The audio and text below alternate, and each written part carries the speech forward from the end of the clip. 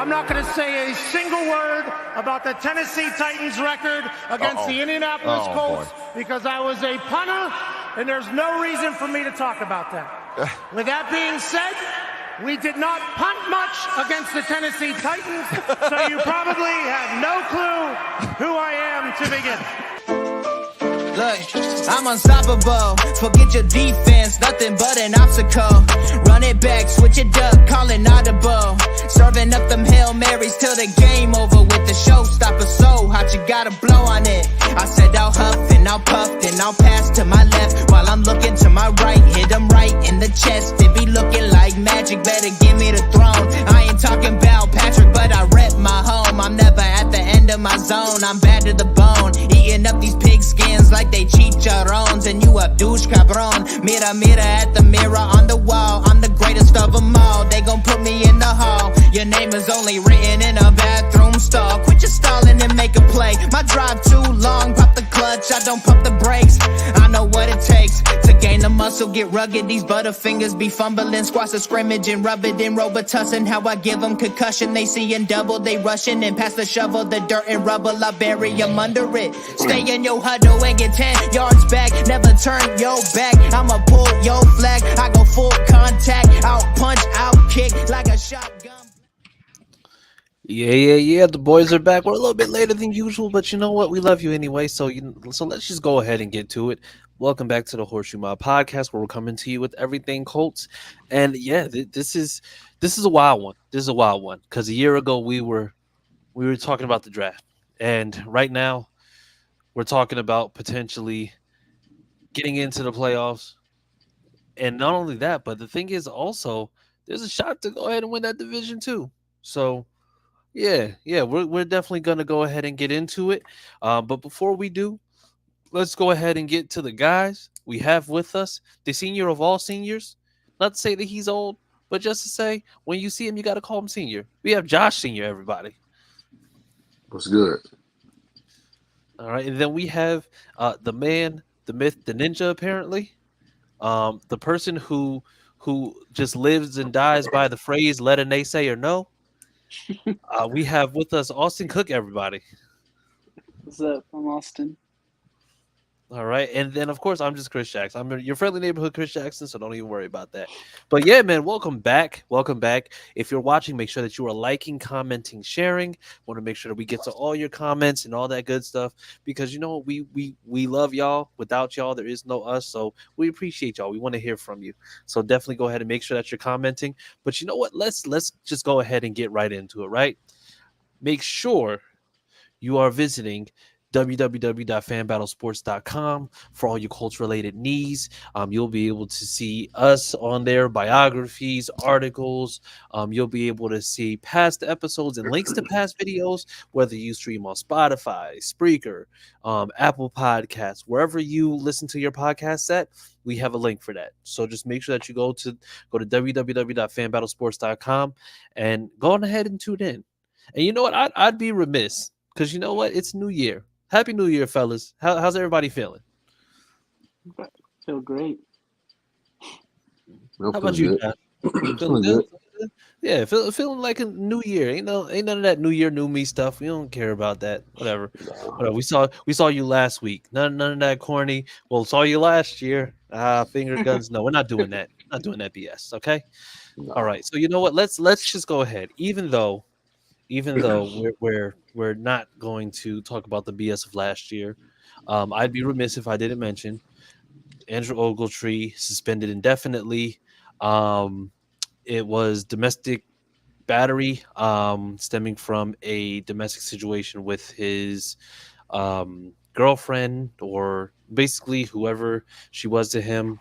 Basically, he got himself into a situation, and he is being held on no bond. So he got bonded out today, I think, for like $500. He got bonded out today. Okay. Mm-hmm.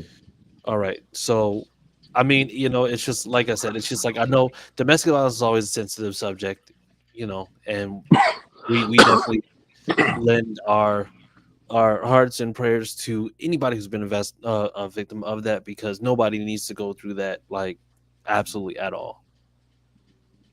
I agree. So now On to better news. Zaire Franklin breaks his personal tackle record from last year.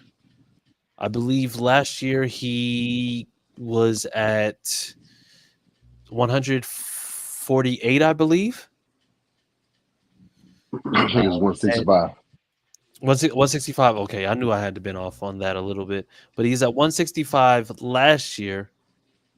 Oh no, 167 last year. In And 17 this year games. he is at 170 with one game to go. So shout out to Zaire because there's much more to come. And I think he's still leading the league in tackles, which I mean, honestly, barring any major setback, he's probably going to end up leading the league in tackles by the end of the season. So, hey, big shout out to Zaire making big moves. Also, Walter Payton Man of the Year nominee. So, yeah, we like I said, shout out to Zaire. He's a good one. He's a real one. Big community guy. Definitely love that for him because yeah. And then we also have another milestone. Somebody who's done something that we haven't seen in a very long time. So Michael Pittman Jr. joined Marvin Harrison, Reggie Wayne, Dallas Clark, and Brandon Stokely. Now, the I'm going to say it's not because he had Peyton Manning throw to him, because he's never had Peyton Manning throw to him, except for maybe in a football camp when he was maybe 11. But he's now joined the company where he is the fifth receiver or tight end, or basically receiver of some sort, to catch 100 receptions and over 1,000 yards in the same season. Shout Which out to receiver one. exactly, wide receiver one. For anybody who's listening, if you don't understand, you know now, Michael Pittman is wide receiver one. If you don't like it, deal with it. Okay? And the words of the immortal Macho Man Randy Savage, you don't have to like it, but accept it. Because it's that's what it is. And then he still has a whole nother game to go. So yes, big shout out to wide receiver one. Payday's coming. So, like I said, if you don't like it, tough. We're here. But without further ado, let's just get into it. The Colts versus Raiders. And I'm gonna leave it to y'all because you know what? It's just like we saw this game. We saw what the words were. A very encouraging thing was that we heard that the away team in the last 5 meetings was 5-0. So, to know that we heard that stat beforehand and we were the home team felt pretty good. I felt pretty good because whenever they mention crazy stats like that, I already know you're trying to tell me something. You're trying to tell me something. But you know what? You know what, fellas? You go ahead and jump into it. What did we see in this game that we thought might have been a problem that ended up actually just being working surprisingly well for us? Well, first off, Kenny Moore being out, just all of a sudden, Chris Lamons or whatever, he stepped up really well. Like he wasn't perfect, but like he did his job, and it didn't hurt us as bad as we could have been hurt by missing Kenny Moore. But all the secondary played really well. I think Yeah. Juju, I think he's going to be a really good cornerback for a long time for us. Yes. Jalen Jones looked really good as well.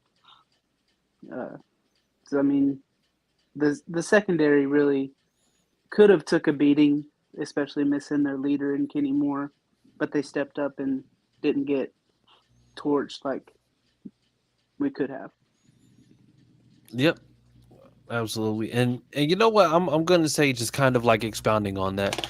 So like, we know that the secondary has been a big issue. Now, mind you, yeah, I think so. Are we happy about what we saw out of these guys who are potentially going to end up being the future of the secondary? Because I mean, Devontae Adams had 13 receptions for 126 yards. And Yeah. I mean, Aiden O'Connell still went and threw for almost 300 yards with 2 TDs.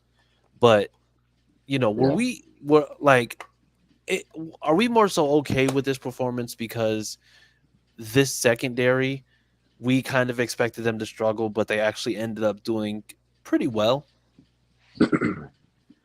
I was really concerned, but I think I'm not gonna say they allowed because Devontae gonna get his. But to have one receiver pretty much doing all the bucket of work, it worked well for us because they didn't get Jacoby Myers going off. That tight end, he didn't get going off. So it pretty much one guy that beat us with the weak secondary, a young secondary. So Mhm. I mean, it was a bad performance on our defense, on our secondary, but it was also sort of good because I mean, had Jacoby Myers went off, it'd be a different story. But Jalen Jones and Juju pretty much shut him out. Okay.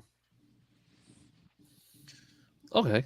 And now, and I'm glad that you said that because, that kind of leads me into my next question, which was who impressed you the most on defense?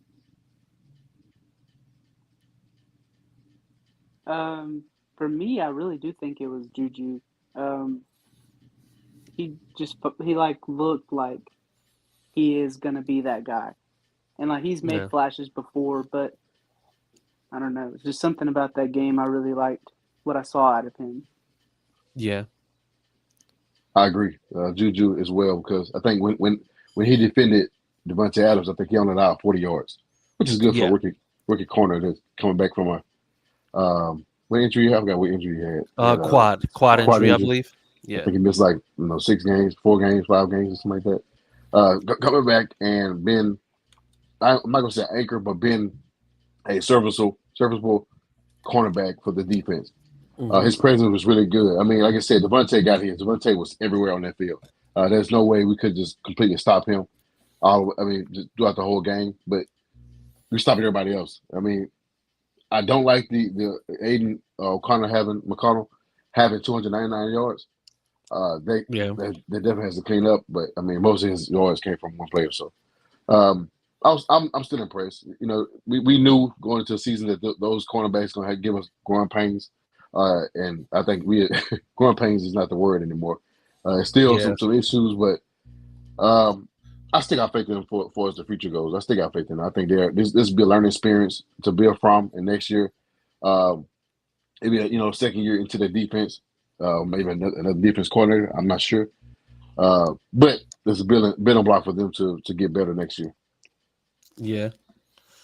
Yeah, and I'm gonna third the Juju Brents because I mean 4 receptions for 40 yards with Devontae Adams when he got 9 for 86 everywhere else.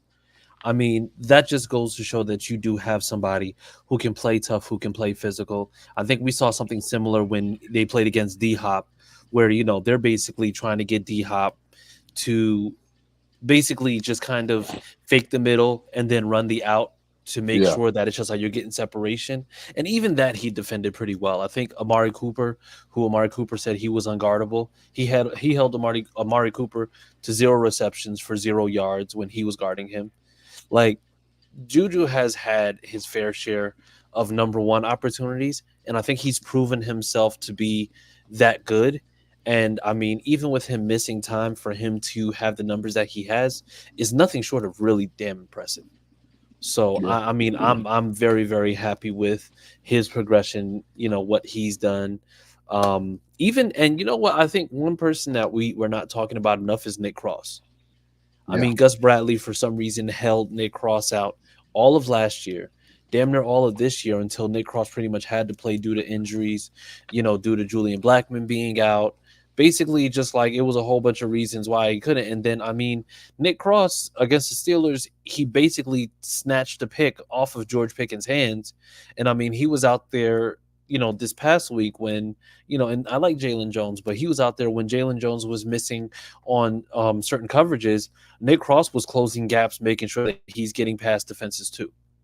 So I mean, I think he's somebody else who's another unsung hero who hasn't been getting that burn. It really kind of feels like what it felt like with Isaiah Rodgers last year with Brandon Facetious bum self. So it's I think that it's Gus Bradley needs to stop playing around and just play these guys because they're obviously good, but he's I can't wait for him to be gone. I'm not gonna lie. I can't wait for him to be gone because it's not good. It's not a good product out there.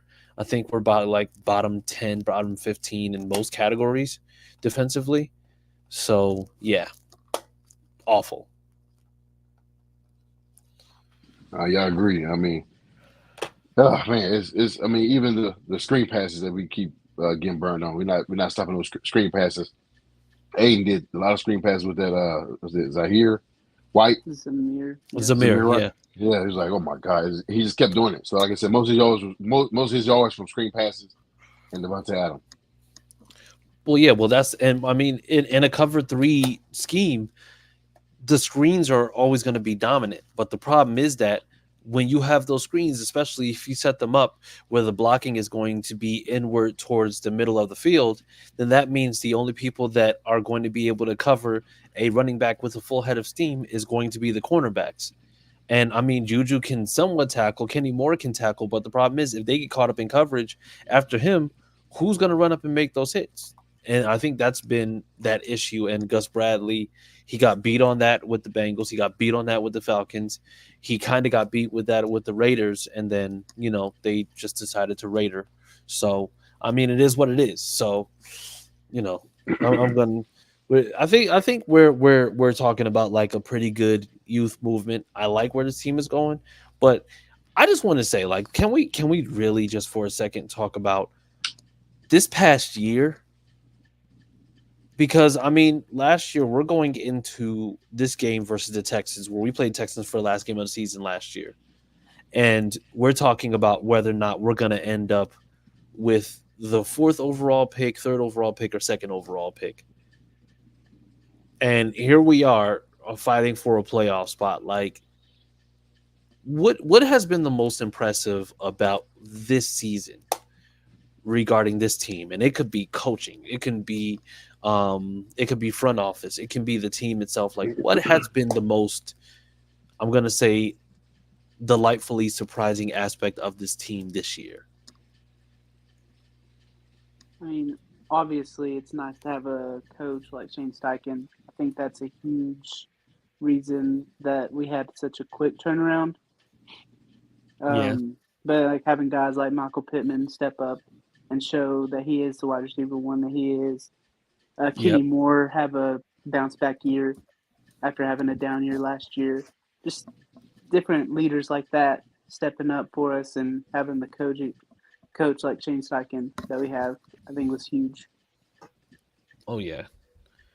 And it's it's crazy because, like I said, you had 4 years of 3 years of Michael Pittman Jr. with all these quarterbacks, and I don't think his stats have been better than they were in just this season alone. So I think it's kind of fair to say, and Josh, I'll let you go ahead and just get to what you were talking about, but I think it's just fair to say that Michael Pittman Jr. had it all along. We just weren't able to see it because we didn't have somebody who could really just go ahead and make sure that they bring that out of him. But what about you, Josh? Where are you at in terms of what you believe is just like the biggest surprise this season? Yeah, I'm just going to expound on what both you guys were saying. The offense was pretty bad last year. It was terrible last year, and that started with the offensive line. Offensive line really played better this year than the past few years. Mike Pittman has done what he done with whoever quarterback he has. He might not have the numbers that he have now, but he has some type of good numbers. He's probably been a better target the past couple years. I think was it last year? I think what year it was. Was it last year where JT had all the yards as a second receiver? The year before. The year before last, yeah. And last year it was just bad. Period. I mean, I don't know who's second. But you see guys like Alan Pierce step up this year. You see guys, you got a drafted 3rd round rookie and Josh Downs. He's doing excellent. Tight ends, you guys see Mallory. He's stepping up when he has a chance. I mean, you see like I said, offensive line having Tony Soprano Jr. Had the same offensive line and built confidence back into those guys. Yeah, we had some injuries across the line. Brady Smith been out. Ryan Kelly been out. We just have some moving parts on the offensive line, but they still playing better than they did the previous years. and it has to be credit to coaching. You know, whether Shane Steichen and the offensive line coach, and having an OC, having a competent OC and Jim Bob Cruder, and have a nice, tight end coach and Tom Manning. All those guys have coached these guys up. I mean, Reggie Wayne. I'm sorry, I want to discredit what he done. Reggie Wayne. Second year in this scheme, and getting everybody to buy into what he wants, and it's working. So it's just the defense side where we still have issues at. But for as the improvements, I mean, I gotta go coaching on the offensive side. Okay.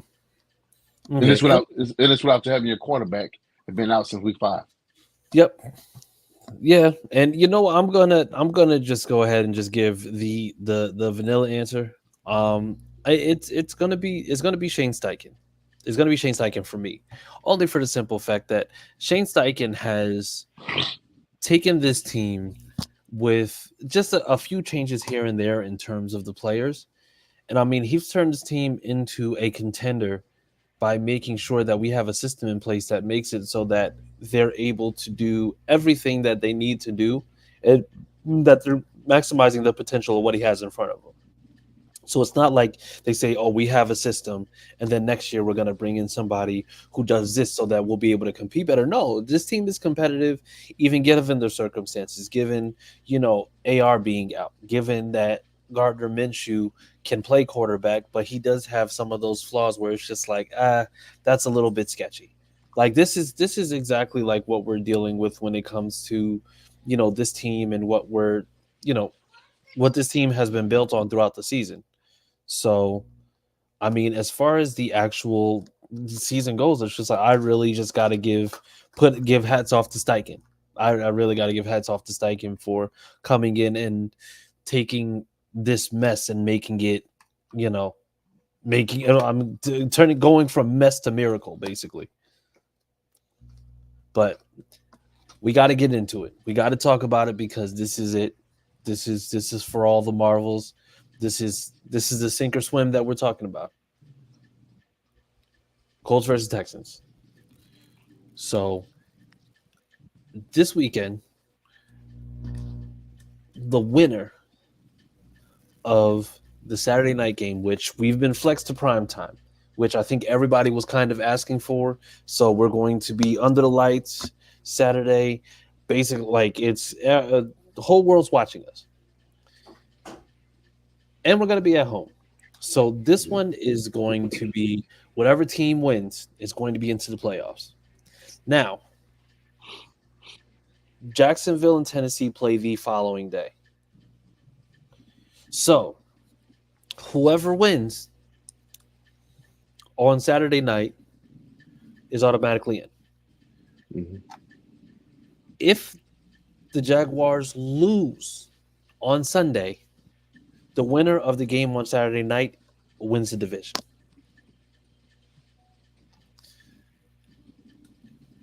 How much pressure is there when you think about like what that could actually be? Do you think that they're looking at it that way? Or are they looking at it like, listen, we just need to go in there and just beat this team. That's it. Yeah, that's what they. Go ahead. Yeah, sorry. Right after the game, Shane Steichen said, we're not even going to take a second to enjoy this win because we have to win next week. So I think it's just like their mind is set on Houston. Who cares what happens in the Jags and Tennessee game? If Tennessee wins and we win the division, that'd be awesome. But we can only control what we can control. Yeah. Yeah. What about you, Josh? I agree. I think they're looking at it is that they just got to beat Houston. They're not looking at, this is a playoff game Saturday. They're looking at we just have to win this game and everything has to take care of itself. They're not making it like it's more of a pressure. There's not pressure on them. They just got to win this if they thinking, hey, we got to win this game and be in. They're thinking about I just got to beat Houston and go from there. Because like you said, when beating Houston, we already automatically in the playoffs. Now we just got the next day. We got to wait until see, are we going to be a 4th seed or are we going to just stay in the 7th? Yeah. Yeah, and I mean, even to think of where the team came from to even get to this point, I mean, you can't. I guess it's just like in this moment, you can't shrink, right? Because the thing is, the moment you start believing that the moment is bigger than you are, that's when you kind of start giving into the fact that you probably shouldn't be there. And I think this team believes that they should be there because, I mean, like I said, 4 wins last year, one to 9 wins this year, and you're potentially going to be going and just ending this year with double-digit wins after last year.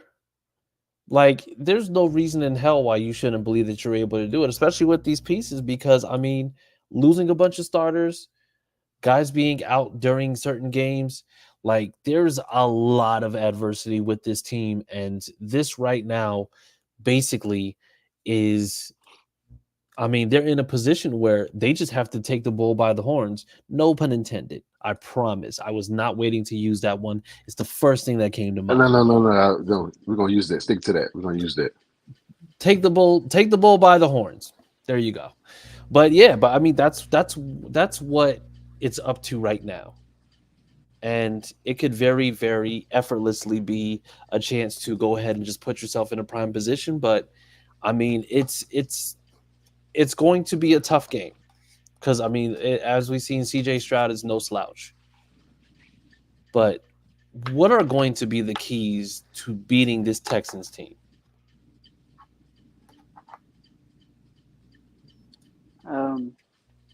So obviously we got to get pressure on CJ. He's still young and he can still make mistakes.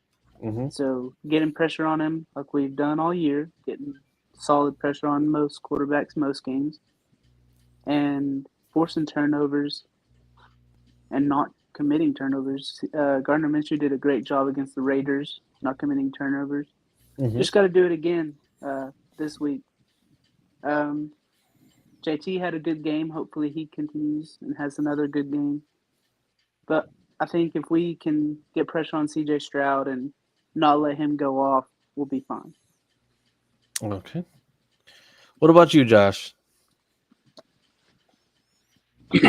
Yeah, we got to get. I mean, lately they've been pretty good at stopping the run. They added some players, and Tark from the Titans. They added him to help with the run stopping, but possibly could get Zach Moss back. We could. I mean, Trey Sermon has been good, and we know what JT can do, and JT have done against the Texans. So establish their run and utilize our weapons. Don't shrink. Like you said, don't shrink in this moment and start using just one player. Use all the weapons. Use Adam Pierce. Use Michael Pittman. Use Josh Downs. And I think we just elevated Winfrey today. So I mean, just use all your weapons.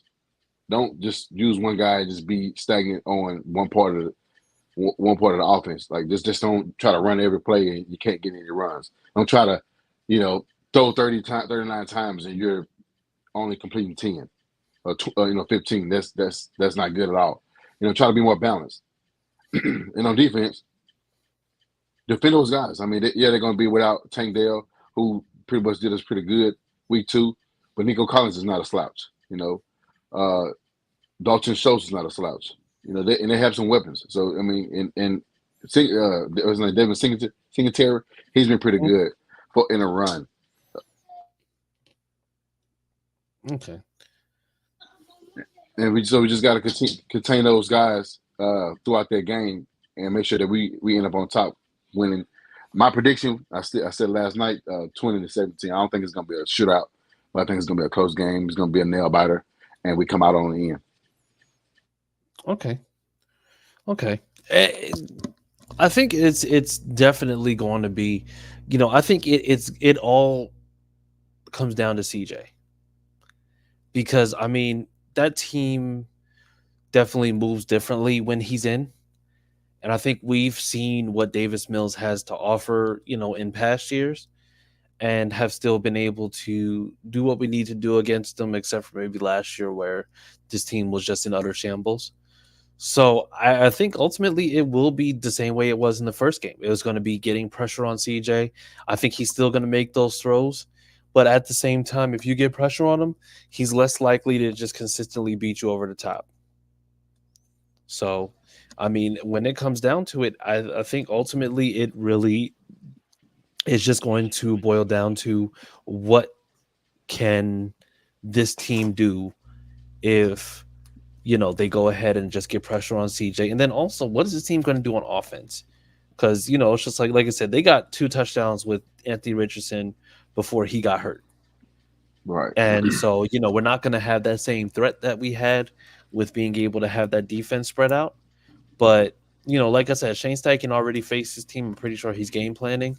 So, I mean, I think, like I said, it's just going to be about making sure that you go ahead and establish pressure on CJ. But then also, you got to go ahead and get the run going. The Texans have been pretty good against the run, but I think as our good friend Remington said, they also haven't faced a running back like CJ recently. I mean, not CJ, like Jonathan Taylor recently. So that's going to be another big portion of it. But with that being said, what do we foresee the score being? So I think we'll win 27-17.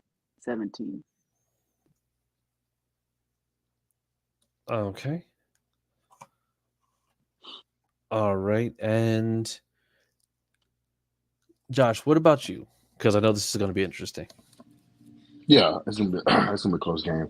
I think we're gonna put Matt Gay to the test to kick a winning field goal and win 20-17.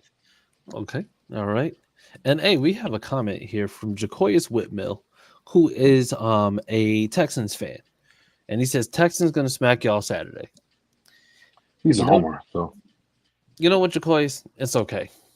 Because when we come on the show next week, love to hear from you. Yeah, right. This is the first time we hear about this guy all year until they start winning. Well, listen, we'll love to hear from him. All right. Just going to make sure. So what did you have the score being on this one? 20-17. 2017. All right. You know what? I'm going to be a little bit more progressive with the score. I think I changed my mind since last night when we were on the AFC South fan battle. We pull it out 30-24. And I think this game actually ends up going to overtime. Oh. It has a sting for it. I mean, these guys, both teams are gonna fight. They both dealt with the same thing for his injuries, not suspensions, but just injuries. Key guys being in and out the lineups, and both coaches coach the guys up to play winning football. So I mean, they're both gonna fight. These coaches have coached against each other previously in the past couple of years, so they know the schemes of each other. So it's gonna be a fight. It's not gonna be easy. No, it's not. It's not. And I don't foresee it being easy. I think, like I said, the Texans have a very similar story to what we did. And I think the biggest thing is just going to be to make sure that we end up going and doing exactly what we're supposed to do, playing our game and not playing into the Texans' hands. And Happy New Year's. Happy New Year's. Appreciate you. And like I said, it's just like us playing our game. I think Shane has done a great job of making sure, for the most part, playing our game all year to where we're not playing into the hands of our opponents, much like we saw all of last year. Like we saw Frank Reich just kind of analytically play into the hands of the opponent damn near every single play. So, I think this is going to be different. This is going to be a different kind of look. So, yeah. So we have 21-17 from Austin, 2017 from Josh, and then 30-24 overtime victory from me. So I said 27-17. Oh, 27-7. Oh, Jesus. I like it. Spicy. All right. So yes. So that's actually I'm cool with that. I'm you know what, like I said, I'm more so very, very happy with the progression of this team. Like I said, it's just like this was an observation year. 6 wins was what I guessed. I think you guys guessed kind of similarly. I think we guessed like floor ceiling. But I mean, I don't think Yeah, I don't think anybody guessed that even if Anthony Richardson didn't play that we would be in this position, but here we are. So I'm hey, I'm very very happy with the outcome. But I with think that with being I think with them playing, I think we wouldn't be in a situation for a Saturday night game to be in the playoffs. I think we probably would already clinched the games that we lost, the close games that we lost. He would have been able to help for us in the run game and get the run game going. So I think the games we lost, like Atlanta game, the Bengals game was just we wasn't prepared that game. But other games like the Browns game, uh, when Miles, shit, what's his name? Garrett. Miles Garrett would wreck our offensive line. Having AR back there would have helped with that because he can skip out the pocket. As yeah. The Atlanta game as well. I mean, stuff like that. This game here wouldn't even be close. The Raiders game wouldn't even be this close. So it's just having him. These games we wouldn't even be in this position Saturday to be fighting for a playoff spot. I got faith in that. I'm not being a homer. I'm just saying the games that we had, like the Atlanta game, that game would be a lot different had AR been able to escape out of the pocket and get the offense going, get the run game going, stuff like that. I mean, it's just you can see it. You can see it. I mean, and Shane had to build offense around another quarterback. When he had built around AR, it was deadly. So I mean, I got faith in that, and we'll get to see that next year with the healthy quarterback, and hoping 4 years under that scheme. Mm-hmm. Yeah. Yeah, and you know what? I think it does change things. But I think also the idea of having AR makes it so that it's going to be easier to get guys that are going to be able to fit into the scheme next year, right? Because you see that you have somebody who can be a dynamic playmaker. You see that you have somebody like a Jonathan Taylor. You see what Michael Pittman Jr. can offer. And I think the biggest thing about it is going to be that you see what Shane Steichen is doing. And I mean, you see certain players, like you see certain players that we talked about in the past that would make sense now because of the state of this team and where they are. I think the biggest thing is going to be that we can 31-30 Texans win by a point. Damn. Okay, that's close. And then Acosta Madrana says, Acosta, that's our boys from the Sick Anvil podcast show. Appreciate you guys always tuning in. Also, happy belated birthday to Big P Pat Dorflin. He was on the show earlier in the year in the summertime. So happy belated birthday to him. He says, I think our new identity will show in this game. Shane is bringing it and not fooling around. Then he said, aggressive defense, consistent play calls will win us the game. Also discipline. And it's absolutely correct. And I think Shane Steichen, because of his approach to accountability, makes it so that when you're watching this team play, that these guys are playing with an increased sense of discipline because of the fact that they know that it don't matter who you are, you're going to have to hear from coach when he gets back to the sideline. And you see how active he is. He isn't going to sit there and just look crazy and then, that's going to be it. He's going to be out there saying, listen, you need to get it together, need to get it straightened out. Like, let's do it. So I mean, like I said, I think these guys, like I said, I think everybody's kind of playing for their lives. There's numerous people playing for their contracts out there. I mean, there's some household names, some names of some big guys who are going to be up for contract. And I mean, this is the chance to really just show out. I mean, guys have shown out throughout the season, but I think this is like the ultimate dress rehearsal for what is that next few years going to look like for me. So I think honestly, this is going to be a very pivotal game. I think this is probably more important than even any playoff games we would potentially be in because of the fact that this is also a division rival. And this is a team that seems to be as hungry as we are. But one thing that I do want to highlight before we go is the fact that if the Titans lose this game, they will have lost all their division games, and they will be 0-6 in division this year. So really, it's kind of a win-win for us in that. So I mean, yeah, yeah. I mean, listen. Titans win, Jags are out. Titans lose. I'm completely okay with that. 12 L's. 12 of them things. 12. After But you know going what? 7-10 last year. Oh, how the Mayo have fallen. All right. Hey, and then Acosta says, love to be on with y'all soon. Let's make that happen. Hey, listen, listen, all uh, all Colts content creators, welcome. We'll definitely be setting that up because like I said, you guys are family, so we're definitely gonna have y'all on very, very soon. So yes, we can work that out. And then Jacoya said, y'all looking ahead to playoffs for Houston. This is a playoff game. Oh yeah, this is a playoff game. Oh yeah. Oh yeah. Listen, we are very, very happy with where we're at. But let's also be very, very, very clear about the fact that we know what we got. We know who y'all are, and we don't care about the latter. So we just gonna go ahead and basically just going ahead and wrap this up. If y'all got anything else to say, make sure that you are hitting us up on the Horseshoe Mob account on Twitter or the Horseshoe Mob page on Facebook.